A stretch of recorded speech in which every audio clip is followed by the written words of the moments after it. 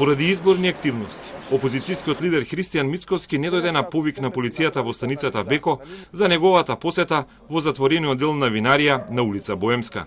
Во станицата Беко дојде екс-директорот на УБК и советник на министерот Шулев, Љупчан Доновски, кој бил во истата кафејана со Мицкоски. Тврди дека идејата да седнат во затворениот дел на кафејаната наспроти мерките за заштита од епидемија била негова, а собственикот не ни знаел дека Мицкоски е вториот гостин.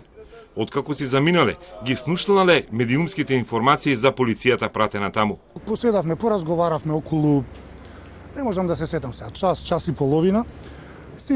После тоа, он ја напушти виноријата, по него јас и после 5 минути јас. Нормално после нас газдата ја заклучил винаријата и си заминал, за да од средства за масовна комуникација, од вас медиумиве, разберам дека сме биле ние таму во винаријата, дека сме попречувале да влезат инспекторите на трудова инспекција, дека директорот Сашо Тасевски повикал и единица за брзо распоредување. Министерот Шулев ги пофали својот советник Андоновски и председателот на ВМРО ДПМН Мицкоски затоа што ја признале грешката и рече дека по крајот на постапката ќе одлучи дали за прекршителот од својот кабинет има одговорност. Во иднина ќе бидат повикани не само во конкретниот случај Христијан Мицкоски и Љупчан Доновски, туку без разлика сите оние кои што ќе се огрешат кон законот. Значи, не се работи во конкретниот случај за закон, се работи за уредба на владата. Сега они кажаа дека не биле информирани. По петочниот распит на Ден Дончев за снимките, како тој зема пари, се подготвува извештај кој најдоцна утре ќе заврши во обвинителството.